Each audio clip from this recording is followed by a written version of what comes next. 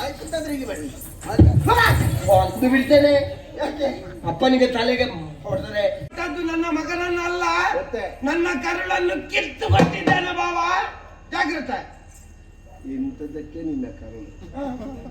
ಒಂದು 4-5 ವರ್ಷಕ್ಕಿಂತ ಮೊದಲು ವೈದ್ಯರೇ ಬಿಟ್ಟ ಕರುಳನ್ನು ಬರುವುದಕ್ಕೆ ಹೇಳಿದ್ದೀರಂತೆ. ಆಯ್ತು ಮಾರಾಯ, ಭೀಮಲ್ವಾ? ಹೌದೌದು. ಆಯ್ತು ಮಗ ಜಾದೇವ. ಅದು ಅಯ್ಯೋ,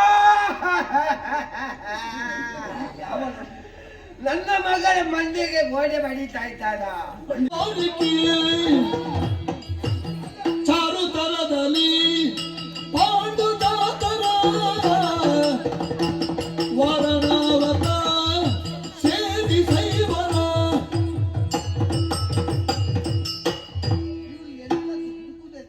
ಅಲ್ಲ, ಅವ ಇಲ್ಲಿಯೋ ನೀರು ಬೀಳುವಲ್ಲಿ ಮೀನು ಹಿಡಿಲಿಕ್ಕೆ ಬುಟ್ಟಿ ಇಟ್ಟಿದ್ದಾನೆ.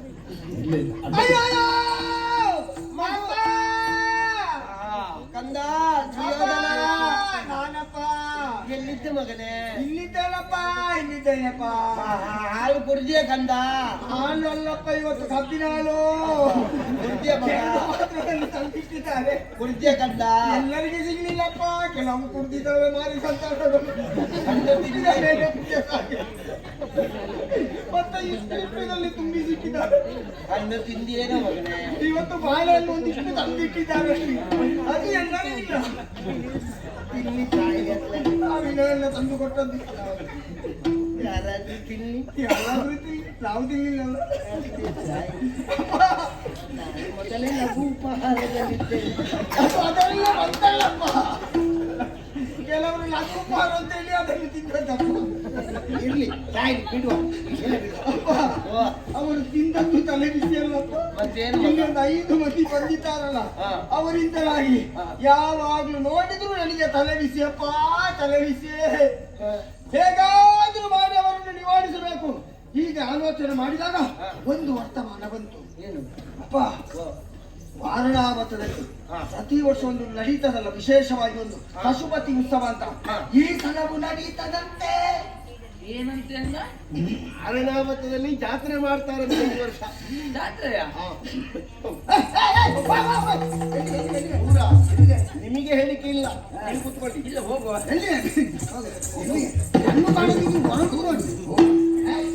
ನೀವು ಹೋದ್ರೆ ಜಾತ್ರೆ ಕತ್ತೆ ಎಲ್ಲ ಪುಡಿ ಪುಡಿ ಆದಿತ್ತು. ಎಲ್ಲಿಗೆ ಹೋಗುದು? ಕೂತ್ಕೊಳ್ಳಿ. ನಮ್ಗೆ ಹೋಗ್ಲಿಕ್ಕಿಲ್ವನ? ನೀವು ಹೋಗ್ಲಿಕ್ಕಿಲ್ಲ, ನಾವು ಹೋಗ್ಲಿಕ್ಕಿಲ್ಲ. ಹೌದ? ಮಾತ್ರವಲ್ಲ, ಹಾಗೆ ಅದರ ಜೊತೆಗೆ ಇನ್ನೊಂದು ವರ್ತಮಾನ. ಏನು? ಅಲ್ಲಿಯ ಪುರಜನರಿಗೆಲ್ಲ ಕುಂತಿ ಮತ್ತು ಕುಂತಿಯ ಮಕ್ಕಳನ್ನು ಕಾಣಬೇಕೆನ್ನುವಂತ ಅಪೇಕ್ಷೆ. ಈಗ ಒಂದೇ ಕಾಲಿನಿಂದ 2 ಹಣ್ಣು ಬೀಳುತ್ತಿದ್ರೆ ನಾವು ಯಾಕೆ ಅದನ್ನು ಬೇಡ ಅಂತ ಹೇಳುದು? ಈಗ ಅವರು ಇಲ್ಲಿದ್ರೆ ನಮಗೆ ಸಮಸ್ಯೆ, ಅಲ್ಲಿಯವರೆಗೆ ಅವರು ನೋಡ್ಬೇಕೆನ್ನುವ ಅಪೇಕ್ಷೆ.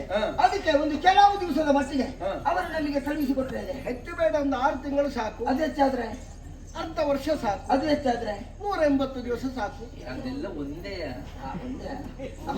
ಹೀಗೆ ಕಳಿಸಿಕೊಟ್ಟು ನಿಮ್ಮ ಮಗನ ನೆಮ್ಮದಿಯನ್ನು ನೀವು ಬಯಸಬೇಕು ಅಂತ ನನ್ನ ಅಪೇಕ್ಷೆ. ಓ, ಈಗ ಅದು ಮಗು, ಅದು ಅವನಿಗೆ 1 ಗೊತ್ತಾದ್ರೆ 10 ಗೊತ್ತಾಗುದಿಲ್ಲ. ನಿನಗೆ ಹಾಗ ಭಾವ, ವಯಸ್ಸಿನ ವರಿಷ್ಠತೆ ಇಲ್ವಾ? ಜ್ಞಾನ ಸಂಪತ್ತಿಲ್ವಾ? ನಿನಗೆ ಸ್ವಲ್ಪ ಅವನಿಗೆ ಮಗುವಿಗೆ ಹೇಳಲಿಕ್ಕೆ ಆಗುದಿಲ್ವಾ? ಭಾವ, ನಿನಗೆ ಅರ್ಥ ಆಯ್ತಾ? ನಿನಗೆ ತಲೆ ಸರಿ ಇಲ್ವಾ ಅಂತ ಕೇಳಿದ್ದು. ನಿನಗೆ ಗೊತ್ತಾಯ್ತಾ? ಏನು? ಅವರನ್ನು ಅಲ್ಲಿಗೆ ಕಳಿಸುವುದಿಲ್ಲ ಎನ್ನುವುದಕ್ಕೆ ಇದು ಪೀಠಿಕೆ. ಏನು? ನೀವು ಕಳಿಸ್ತೀರಾ ಇಲ್ಲ ಈಗ ಅವನು? ಅದು ಯಾವುದು ಅಂದರೆ ಏನಂದರೆ ತೊಂದರೆ? ನಮಗೆ ಎಷ್ಟುಂಟು ಅವರಿಗೆ ಅಷ್ಟೇ ಉಂಟು. ನಿಮಗೆ ಎಷ್ಟು ಉಂಟು ಅಂತ ಯಾರಿಗೆ ಗೊತ್ತು?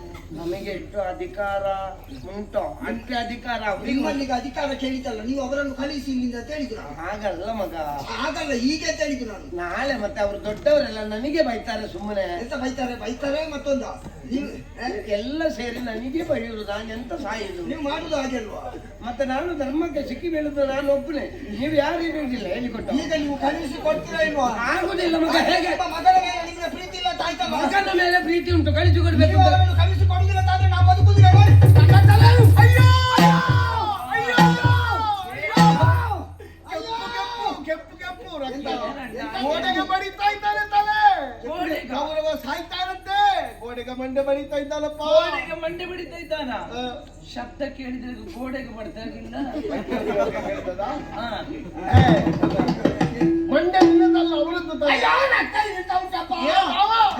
ಬಾವ ನಿನ್ನ ಎಂತ ಮಗ ಎದುರಿನ ಗೋಡೆಗೆ ಮಂಡೆ ಬಡಿತಾ ಇದ್ದಾನೆ. ಅಯ್ಯೋ ನನ್ನ ಮಗಳ ಮಂಡೆಗೆ ಗೋಡೆ ಬಡಿತಾ ಇದ್ದಾನ. ಮಂಡೆಗೆ ಗೋಡೆ ಬಡಿತಾನಲ್ಲ, ಗೋಡೆಗೆ ಮಂಡೆ. ಆ ಗೋಡೆಗೆ ಮಂಡೆ ಬಡಿತಾ ಇದ್ದಾನ. ಯಾರಪ್ಪ ಆ ಗೋಡೆಯನ್ನು ಅಲ್ಲಿಂದ ತೆಗೀರಿ. ಗೋಡೆ ತೆಗೆದ್ರೆ ಮಾಡು ಬೇಡುದಿಲ್ವಾ? ಹಾಗಾದ್ರೆ ಮಾಡು ತೆಗೀರಿ, ತಲೆ ಮಂಡೆ ತೆಗೀರಿ. ಎಂತ ಹುಚ್ಚ ನನ್ನಪ್ಪ. ನನ್ನ ಮಗನ ಮಂಡೆ ಹುಚ್ಚಪ್ಪ. ಇನ್ನಪ್ಪ ಅಯ್ಯೋ ಗೊತ್ತಾ? ಅಯ್ಯೋ ಅಯ್ಯೋ ಅಯ್ಯೋ ನಾ ಸತ್ತೆ.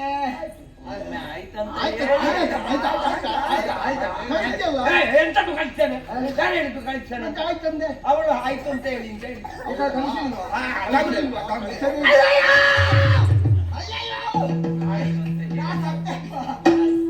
ಇಲ್ದಿದ್ರೆ ನಾವು ಸಾಯ್ತೇವೆ. ಆಯ್ತು, ನನ್ನ ಕಣ್ಣು ಹೋಗಿದೆ, ಕಿವಿಯನ್ನು ಅವ ತೆಗ್ದ. ಆಯ್ತಾಯ್ತು ಬನ್ನಿ ಬನ್ನಿ. ಆಯ್ತು ಅಂತ ಆಯ್ತು ಅಂತಂದ್ರೆ ಈಗ ಬನ್ನಿ. ಒಂದು ಬಿಡ್ತೇನೆ. ಯಾಕೆ? ಅಪ್ಪನಿಗೆ ತಲೆಗೆ ಹೊಡೆದರೆ ನಾನು ಹೊಡೆದಲ್ಲ, ಇದು ತಾಗಿದಪ್ಪ ನಿಮ್ಮ ತಲೆಗೆ. ಅದು ಎಂತದ್ದು ಅಂತ ಅವ್ರಿಗೆ ಗೊತ್ತಿಲ್ಲ. ಎಂತದೆಲ್ಲ ಇಟ್ಟಿದ್ದಾರೆ ಇಲ್ಲಿ. ಬಾವ, ಈಗ ಮಾನವತಕ್ಕೆ ಪಾಂಡವರನ್ನು ಕಳಿಸುವುದರಿಂದ ನಿನಗೇನು ನಷ್ಟ? ಅಷ್ಟೇ ನಷ್ಟ. ನಾರಿ ಸಂತಾನಗಳಿಗೆ ಉಪದ್ರ ಕೊಡುವುದು ಅಲ್ಲಿ ಹೋಗಿ ಸತ್ತೋಗ್ಲಿ, ನಿಮಗೇನು? ಅಲ್ಲ, ಆದ್ರೂ ಮಾವ ಸುಮ್ಮನೆ ನಮ್ಮ ಹೆಸರೆಲ್ಲ ಬಂದ್ರೆ ನಾನೊಂದು ಹೇಳ್ತೇನೆ, ಹ, ಏನು ಹೆದರಬೇಡ. ಹ. ನಿನ್ನ ಹೆಸರು ಯಾವ ಜಾಗದಲ್ಲಿಯೂ ಬಾರದ ಹಾಗೆ ನಾನಿದ್ದೇನೆ. ಅಷ್ಟೇ. ಹೌದಾ? ಹ. ಸರಿ, ಆಯ್ತು ಬಾವ. ಆದ್ರೆ ಒಂದು ಬಾವ, ಏನು? ನನ್ನ ಮಗ ಮೊದಲೇ ಕೋಪಿಷ್ಟ ಪುಣ್ಯ. ಹಸ್ತಿನಾವತಿಯಲ್ಲಿ ಹರಿತವಾದ ಆಯುಧಗಳೆಲ್ಲ ಅವನ ಕೈಗೆ ಸಿಗುವುದಕ್ಕೆ ಬಿಡಬೇಡ. ಅವ ಸಿಟ್ಟಿನಿಂದ ಕುತ್ತಿಗೆ ಕೊಯ್ಕೊಂಡು ನಾನು ಪುಣ್ಯಾತ್ಮ. ಅಷ್ಟು ಕೋಪಿಷ್ಟ ಅವ. ಈ ಹತ್ತಿನಾವತಿಯಲ್ಲಿ ನನ್ನಟ್ಟು ಹರಿತದ್ದು ಬೇರೆ ಯಾವುದುಂಟು ಬಾವ? ಅದನ್ನೇ ಹಿಡ್ಕೊಂಡು ನಾನು ತಿರುಗುತ್ತೇನೆ ಅಂತ ಮತ್ತೆ ನಾನು ಸಾಯಲಿಕ್ಕೆ ಉಂಟ. ಆಯ್ತಲ್ಲ? ಆಯ್ತಲ್ಲ, ಮುಂದೆ ಬಂದಿದಲ್ಲ, ಹಿಂದೆ ಬನ್ನಿ ಬನ್ನಿ ಬನ್ನಿ.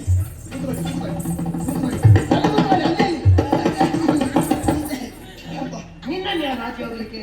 ನಾನು ಈಚೆಗೆ ಕೂತ್ಕೊಂಡ್ರಲ್ಲ. ಸರಿ ಅಲ್ಲ, ಹೇಗಾಯ್ತು ಇದು ಹಾಕಿದ್ದು? ಹತ್ತದಲ್ಲಿ ಕಟ್ಟಿಗೆ ಹಾಕಿದಾಗ ಅಲ್ಲಿ ಇಷ್ಟೊತ್ತು ನೀವಲ್ಲಿ ಎಲ್ಲೋದದ್ದು? ನಿನ್ನ ಅಪ್ಪನಿಗೆ ಪಿಂಡ ಬಿಡ್ಲಿಕ್ಕೆ ಬಿಟ್ರ? ನನಗೆ ಯೋಗ ಇಲ್ಲ. ಎಂತದ ಯೋಗ? ತಾಳು ಮನವೇ ಬಿಡುವ ತಾಳದಿ. ಎಂತದ್ದು ತಾಳು ಮನವೇ?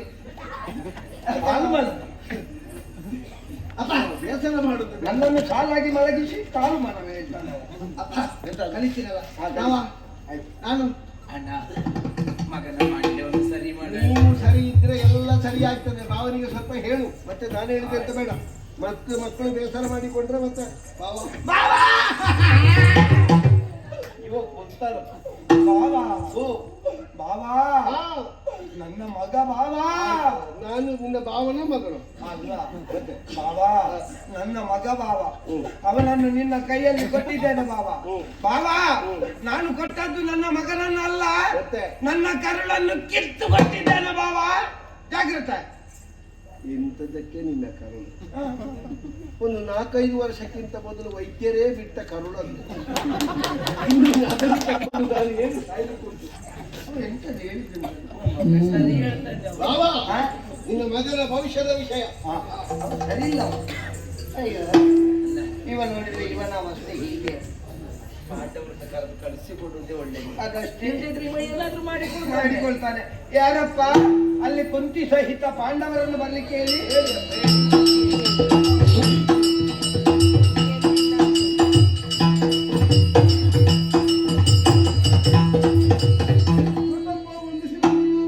ಯಾರು ಮಗ? ಅದು ಸ್ವರ ಗೊತ್ತಾಗುದಿಲ್ಲ ನನಗೆ. ಧರ್ಮರಾಯನ? ನೀ ಬಂದಿದ್ಯಾ ಮಗ? ಬರುವುದಕ್ಕೆ ಹೇಳಿದ್ದೀರಂತೆ. ಆಯ್ತು ಮಾರಾಯ, ಭೀಮ ಅಲ್ವಾ? ಹೌದೌದು. ಆಯ್ತು. ಇದು ಅಮ್ಮ ಬರ್ಲಿಲ್ಲ. ಅಮ್ಮ ಬಂದಿದ್ದಾರೆ. ಎಲ್ಲಿದ್ದಾರೆ? ಮಡಿದ ಪಾಂಡವರಿಂಗೆ ಮತ್ತ ವನಜಲೋಚನೆ ಪ್ರೀತಿಗೆ ವಿವರವ ಜನತ ನರುಗುತ ಕಳುಗಿದೆನು ತಾಪರ ಶಿವಗಿರದಲ್ಲಿ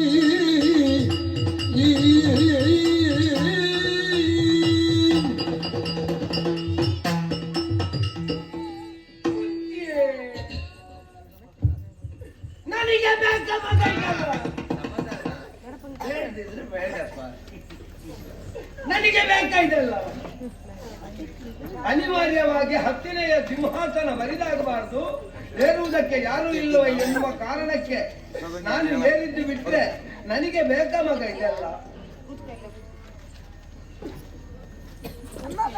ಹಸ್ತಿನೆಯ ಪ್ರಜೆಗಳಲ್ಲಿ ಅರಾಜಕತೆ ಬರಬಾರದು, ಅವರ ಮುಖದಲ್ಲಿ ಚಿಂತೆಯ ರೇಖೆಗಳು ಮೂಡಬಾರದು ಎನ್ನುವ ಕಾರಣದಿಂದ ನನ್ನೊಳಗಿರುವಂತಹ ನೋವುಗಳನ್ನೆಲ್ಲ ಓ ತೂಮಿ ನಗುವನ್ನು ಹೊರಸೂಸ್ತಾ ಇದ್ದೇನೆ ಮಗ. ಆದ್ರೆ ಒಂದು ಕಡೆಗೆ ನೆಮ್ಮದಿ ಉಂಟ ಹೇಳು. ಯಾವಾಗ ನೋಡಿದ್ರು ಮಕ್ಕಳ ದೂರು, ಯಾವಾಗ ನೋಡಿದ್ರು ಮಕ್ಕಳ ದೂರು. ಕೌರವ ಪಾಂಡವರಿಗೆ ಆಟದಲ್ಲಿ ಜಗಳಂತೆ, ಊಟದಲ್ಲಿ ಜಗಳಂತೆ, ಪಾಠದಲ್ಲಿ ಜಗಳಂತೆ, ಜಲಕೇಳಿಗೆ ಹೋದ್ರೆ ಅಲ್ಲಿ ಜಗಳಂತೆ, ಎಲ್ಲಿ ನೋಡಿದ್ರು ಜಗಳ ಜಗಳ ಜಗಳ. ಇದನ್ನೆಲ್ಲ ಕೇಳಿ ಕೇಳಿ ಕೇಳಿ ಕಿವಿ ಚಿಟ್ಟು ಹಿಡಿದು ಹೋಗಿದೆ. ಕಣ್ಣು ಹೋಗುವುದಕ್ಕಿಂತ ಕಿವಿಯಾದ್ರೂ ಹೋಗ್ತಿತ್ತು ಆಚೆ. ಮಕ್ಕಳು ಸಣ್ಣ ಹಾ, ಇಂದೆಲ್ಲ ನಾಳೆ ಸರಿ ಹೋದಾರು ಬಾಬಯ್ಯ. ಹೌದಮ್ಮ, ನಿನ್ನ ಮಕ್ಕಳು ಸಣ್ಣವರು, ಇಂದಲ್ಲ ನಾಳೆ ಸರಿ ಹೋದಾಗ.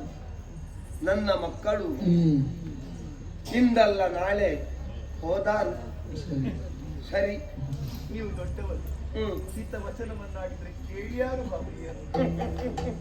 ನೀನು ಕನಸಿನಲ್ಲೂ ಆಗದ ವಿಷಯವನ್ನೆಲ್ಲ ಹೇಳಬೇಡ. ಯಾಕೆ? ಹಿತವಚನ ನನ್ನ ಮಕ್ಕಳಿಗೆ ಅದು ಸಾಧ್ಯವಿಲ್ಲ. ಬೇಡ, ಅಕ್ಕನಿಲ್ಲ ಅಕ್ಕನ ಮಾತಿಗಾದ್ರೂ ಬೆರೆಸಿ. ಅವಳು ಒಂದು 4-5 ವರ್ಷಕ್ಕಿಂತ ಹಿಂದೆ ಆದ್ರೆ ಎಲ್ಲ ಪ್ರಸಂಗದಲ್ಲೂ ಅವಳದ್ದೇ ಸ್ವರ ಕೇಳ್ತಾ ಇತ್ತು. ಈ ಪ್ರಸಂಗದಲ್ಲಿ ಸ್ವಲ್ಪ ಸುಮ್ಮನೆ ಇದ್ದಾಳೆ. ಮತ್ತೆ ಜೀವನದ ಅನುಭವಗಳು ಅವಳಿಗೂ ಪಾಠವನ್ನು ಕಲಿಸಿವೆ. ಪತಿವ್ರತೆಯಾದಂತಹ ಅವಳು ಮಾತಾಡಬೇಕಾದ ಸಂದರ್ಭದಲ್ಲೇ ಮಾತಾಡಲಿಲ್ಲ, ಮತ್ತೆ ಇನ್ನು ಮಾತಾಡಿ ಪ್ರಯೋಜನ ಇಲ್ಲ ಅಂತ ಅವಳಿಗೂ ಅರ್ಥ ಆಗಿದೆ. ಆದ್ರೆ ಇದಕ್ಕೊಂದು ಪರಿಹಾರವನ್ನು ನಾನು ಕಂಡುಕೊಂಡಿದ್ದೇನಮ್ಮ. ಹೇಗೆ ಬಾಬಯ್ಯ? ಬಂಧುಗಳ ವ್ಯಾಮೋಹ ನಮಗೆ ಅರ್ಥ ಆಗುವುದು ಯಾವಾಗ ಬಲ್ಲೆಯ? ಯಾವಾಗ? ಬಂಧುಗಳು ನಮ್ಮ ನಗಲಿ ದೂರ ಹೋದಾಗ. ಇದ್ದಾಗ ಯಾರ ಬೆಳೆಯೂ ಗೊತ್ತಾಗುವುದಿಲ್ಲ. ಹೌದಮ್ಮ, ಪಾಂಡವರು ನಮ್ಮ ಬಂಧುಗಳು, ಅವರು ನಮ್ಮ ಒಡನಾಡಿಗಳು, ನಮ್ಮ ಜೊತೆಯಲ್ಲೇ ಬದುಕಬೇಕಾದವರು ಎನ್ನುವ ಹಾಗೆ ನನ್ನ ಮಕ್ಕಳಿಗೆ ಗೊತ್ತಾಗಬೇಕು ಅಂತಾದ್ರೆ ನೀವು ಸ್ವಲ್ಪ ಕಾಲ ನಮ್ಮನ್ನು ಬಿಟ್ಟು ಹೋಗಬೇಕು. ಗೊತ್ತಾಗಿಲ್ಲ ಬಾಬಯ್ಯ. ಹಾಗಂತ ನಿಮ್ಮನ್ನೆಲ್ಲಿಗೂ ಕಳುಹಿಸಿಕೊಡುವಂತಹ ಮನಸ್ಥಿತಿಯನ್ನು ಹೊತ್ತವ ನಾನಲ್ಲ. ಯಾಕಂದ್ರೆ ನನಗೆ ಗೊತ್ತುಂಟಮ್ಮ, ಈ ಆರ್ಯಾವರ್ತವನ್ನು ಸುತ್ತಿ ಸಂಪಾದನೆ ಮಾಡಿದವ ನಿನ್ನ ಗಂಡ ಪಾಂಡು ಚಕ್ರವರ್ತಿ. ನಾನು ಅರ್ಥವಿಸಿಕೊಂಡಿದ್ದೇನೆ, ನೀವು ಅದನ್ನು ಅನುಭವಿಸುವುದಕ್ಕೆ ಇರುವವರು. ಆದ್ರೆ ಶುಭಾತಿಯ ಉತ್ಸವ ಅನಾದಿ ಕಾಲದಿಂದಲೂ ನಡೀತಾ ಉಂಟು ವಾರಣಾವತದಲ್ಲಿ. ಮೊದಲಾದ್ರೆ ನಮ್ಮ ಪಾಂಡು ಇರುವಾಗ ಎಲ್ಲ ಹೊಣೆಗಾರಿಕೆಯನ್ನು ಅವಳೇ ವಹಿಸಿಕೊಳ್ತಾ ಇದ್ದ. ಈಗ ಆ ಹೊಣೆಗಾರಿಕೆಯನ್ನು ವಹಿಸಿಕೊಳ್ಬೇಕಾದವ ನಾನು. ನಾವೆಲ್ಲ ಹೋಗಿ ಬರೋಣ. ನಾವು ಯಾಕೆ ಬರುವುದು? ನಾವೀಗ ಅಲ್ಲಿ ಹೋದ್ರು ಕತ್ತಲೆ, ಇಲ್ಲಿದ್ರು ಕತ್ತಲೆ. ಇನ್ನು ಹೋಗಬೇಕಾದವ ನನ್ನ ಮಗ. ಅವ ಹೋದಲ್ಲಿ ಪಶುಗಳೇ ನಿಲ್ಲುವುದಿಲ್ಲ, ಇನ್ನು ಪಶುಪತಿ ನಿಂತಾನ. ಹಾಗಂತ ವಾರಣಾವತದ ಜನರಿಗೂ ಕೂಡ ಕುಂತ್ಯಮ್ಮನನ್ನು ನೋಡ್ಬೇಕು, ಕುಂತ್ಯಮ್ಮನನ್ನು ನೋಡ್ಬೇಕು, ಕುಂತ್ಯಮ್ಮನನ್ನು ನೋಡ್ಬೇಕು, ಕುಂತ್ಯಮ್ಮನನ್ನು ನೋಡ್ಬೇಕು ಎನ್ನುವಂತಹ ಅಪಿಕೆ ಮತ್ತೊಂದ ಮನಸ್ಸಿನಲ್ಲಿರುವಂತಹ ನೋವು ದೂರಾಗುವುದು ಯಾವಾಗ ಬಲ್ಲೆಯ? ಹೊಸತಾದ ಪ್ರದೇಶವನ್ನು ಸೇರಿಕೊಂಡಾಗ ಒಂದಾದ್ರೆ, ಇನ್ನೊಂದು ದೇವತಾ ಆರಾಧನೆಯತ್ತ ನಮ್ಮ ಮನಸ್ಸು ಕೇಂದ್ರೀಕೃತವಾದಾಗ. ವಾರಣಾವತವನ್ನು ಸೇರಿದ್ರಿಂತಾದ್ರೆ ಹೊಸ ಪ್ರದೇಶ, ನಿಮ್ಮ ಮನಸ್ಸಿಗೂ ಸಮಾಧಾನ. ಪಶುಪತಿಯ ಉತ್ಸವದಲ್ಲಿ ಭಾಗವಹಿಸಿದ್ರೆ ನಿನ್ನ ಮನಸ್ಸಿಗಿರುವಂತಹ ನೋವು ಒಂದಷ್ಟು ಕಡಿಮೆ ಆಗ್ತದೆ. ಅದಕ್ಕಿಂತಲೂ ಹೆಚ್ಚಾಗಿ ಹತ್ತಿನೆಯ ಚಕ್ರವರ್ತಿ ಮನೆತನಕ್ಕೆ ಬಂದಂತಹ ಆಹ್ವಾನ, ಇದನ್ನು ನಾವು ಧಿಕ್ಕರಿಸುವ ಹಾಗೇ ಇಲ್ಲ. ಯಾರಾದರೂ ಹೋಗಲೇಬೇಕಾದ ಕಾರಣ ನಿಮ್ಮನ್ನೇ ಕರೆದು ಹೇಳ್ತಾ ಇದ್ದೇನೆ. ಹೇಗಮ್ಮ, ವಾರಣಾವತಕ್ಕೆ ಹೋಗಿ ಬರ್ತೀರಾ? ನಮಗೂ ಬದಲಾವಣೆ ಇರುವುದು ಬೇಕು. ದೇವತಾ ಆರಾಧನೆಯಿಂದ ಎಲ್ಲವೂ ಸ್ಥಿತಿ. ನಾವು ಹೋಗಿ ಬರ್ತೇವೆ ಬಾಬಿ. ಆದೀತಮ್ಮ, ಹೋಗಿ ಹೋಗಿ.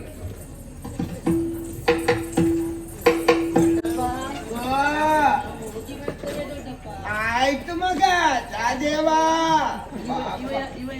ಅದು ಸಹದೇವ, ಅವನಿಗೆ ನಾನು ಅಂತ ಹೇಳಿದ್ರೆ ಆಯ್ತು. ನಾನು ಅಷ್ಟೇ.